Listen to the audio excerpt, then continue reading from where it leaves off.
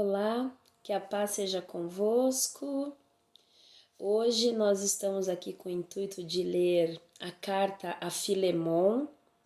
Esta carta tem apenas um capítulo, mas você não pense que por ela ser a menor carta, o menor livro da Bíblia, que ela não é uma explosão de conhecimento e de orientação para as atitudes com relação aos relacionamentos interpessoais.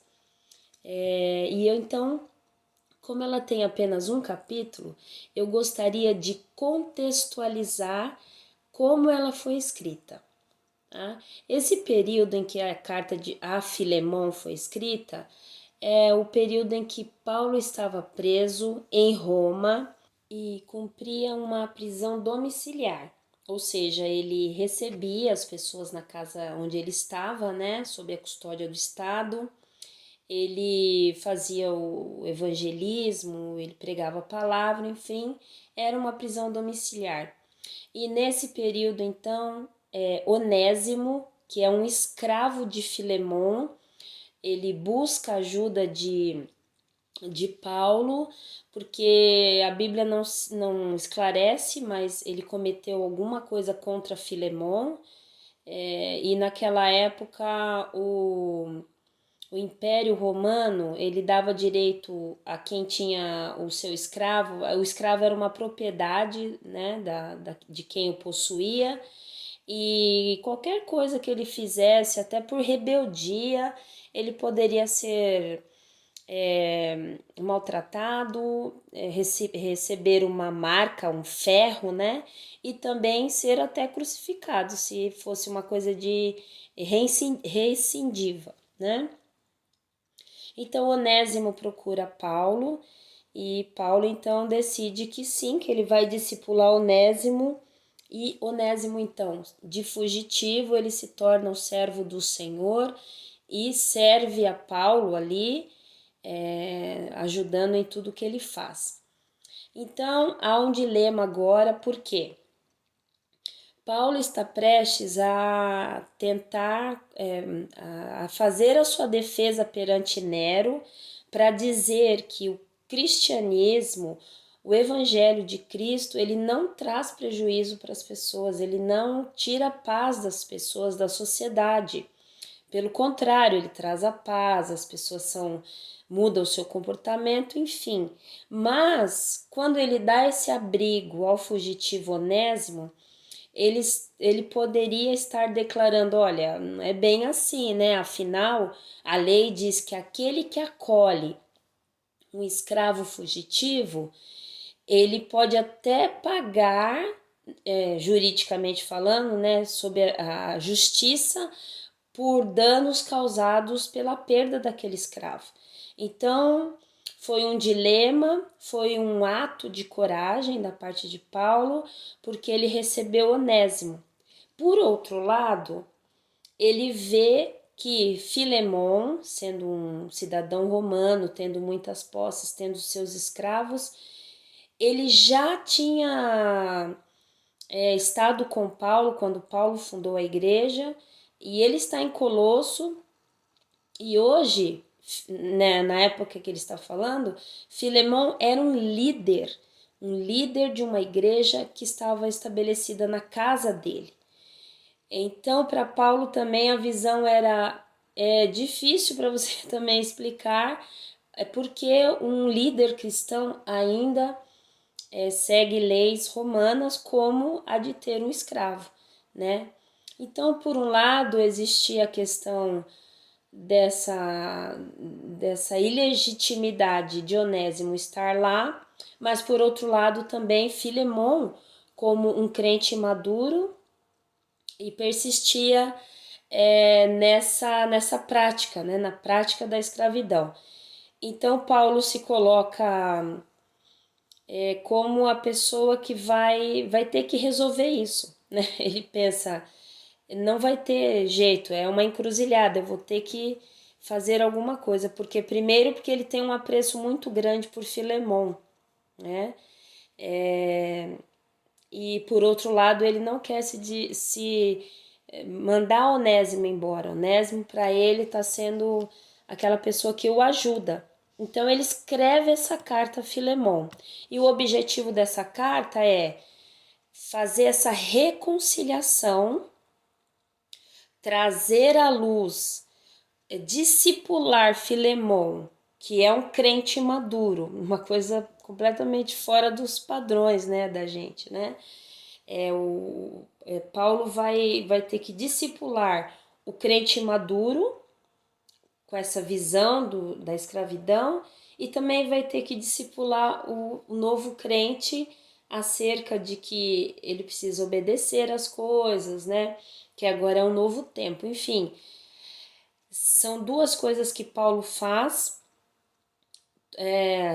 Muitas vezes nós temos esses dilemas e às vezes para a gente a melhor forma é pender para um lado ou para o outro, e Paulo não, ele vem e o Senhor dá a melhor solução para ele. Ele pede que Filemon agora reconsidere a questão da escravidão de Onésimo, e ele não pede só isso. Ele pede para que Filemon trate Onésimo, um ex-escravo dele, um fugitivo da sua casa, como um igual a ele. Isso é impensável para os tempos de Filemon, de Onésimo, né? E por outro lado, ele diz que Onésimo deve ir pedir perdão ao seu ex-dono, né? Então são coisas do Evangelho, são verdadeiros folhetos vivos do Evangelho em que Paulo está. E por outro lado, ele pede a Filemon, não estou dando spoiler aqui, mas é isso, ele pede a Filemon que prepare um lugar de hospedagem para ele, porque ele quer ir ver. Então ele pretende com isso dizer, olha, eu vou te ver, eu estou sendo honesto com você, eu estou com o Onésimo, ele mudou, mas eu preciso que você faça isso. Eu preciso de transparência entre nós. E ele chama Filemon a isso, para fazer, olha, se você é realmente o meu companheiro, né? Ele usa a palavra koinonia. Se nós estamos neste mesmo pensamento, nesta mesma visão, eu sei que você vai perdoar Onésimo e vai além. Você vai subir um degrau a mais. Você vai tratá-lo como um ser semelhante a você. Você vai tratá-lo como com o mesmo nível, como se ele fosse igual a você. Ou seja, é um desafio para Filemon, é um desafio para Onésimo e foi um desafio para Paulo. Tá bom? Com certeza a carta tem uma riqueza, mas este ponto me chamou a atenção. Que muitas vezes nós não queremos discipular os irmãos na fé que já são maduros por achar que não tem problema nenhum, e por outro lado nós às vezes não nos arriscamos pelos crentes novos, né? Então essa carta é um exemplo para nós, tá bom? Bom, então vamos ler a carta de Paulo a Filemon, capítulo único. Amém? Paulo, prisioneiro de Jesus Cristo, e Timóteo, nosso irmão, a Filemon, nosso querido e amado cooperador, e a nossa amada Áfia, e a Arquipo, nosso companheiro de lutas, e a igreja que está em tua casa. Graça a vós e paz da parte de Deus, nosso Pai, e da do Senhor Jesus Cristo. Graças dou ao meu Deus, fazendo menção de ti, sempre em minhas orações, ouvindo o teu amor e a fé que tens para com o Senhor Jesus e para com todos os santos, para que a comunicação da tua fé seja eficaz no conhecimento de toda boa coisa que há em vós por Cristo Jesus. Porque temos grande alegria e consolação no teu amor, porque por ti, Ó irmão, as entranhas dos santos são revigoradas, pelo que, ainda que seja muito corajoso em Cristo para te mandar o que é conveniente, contudo, por amor, peço-te, sendo eu tal como sou, Paulo, o velho e agora também prisioneiro de Jesus Cristo, peço-te por meu filho Onésimo, que gerei nas minhas prisões, o qual noutro tempo te foi inútil, mas agora muito útil a ti e a mim, e que te envio de volta. Tu, portanto, torna a recebê-lo como as minhas próprias entranhas. Eu bem o quisera reter comigo, para que em teu nome me servisse nas prisões do Evangelho. Mas sem o teu parecer, nada quis fazer, para que o teu benefício não fosse como por necessidade, mas voluntário. Porque bem pode ser que ele tenha se apartado de ti por algum tempo, para que o recebesses para sempre. Não já como servo, mas além de um servo, como irmão amado, especialmente para mim, e quanto mais para ti, assim na carne como no Senhor. Assim, pois, se me tens por companheiro, recebe-o como a mim mesmo. E se te fez algum mal, ou te deve alguma coisa, põe isso na minha conta. Eu, Paulo, de minha própria mão o escrevi. Eu o pagarei, para não te dizer que tu mesmo te deves inteiramente a mim. Sim, irmão, eu me alegrarei de ti no Senhor. Revigora as minhas entranhas no Senhor. Confiado na tua obediência, te escrevi, sabendo que ainda farás mais do que digo. E além disso, prepara-me também pousada, porque confio que, pelas vossas orações, vos serei restituído. Saúdam-te, Epáfras, meu companheiro de prisão em Cristo Jesus, Marcos, Aristarco, Demas e Lucas, meus cooperadores. A graça de nosso Senhor Jesus Cristo seja com vosso espírito. Amém. Amém? Bom, lemos a carta a Filemon. Bom, Onésimo foi o responsável então por levar esta carta e também os seus pedidos de desculpa, agora como livre em Cristo. Amém? Carta maravilhosa, né, irmãos?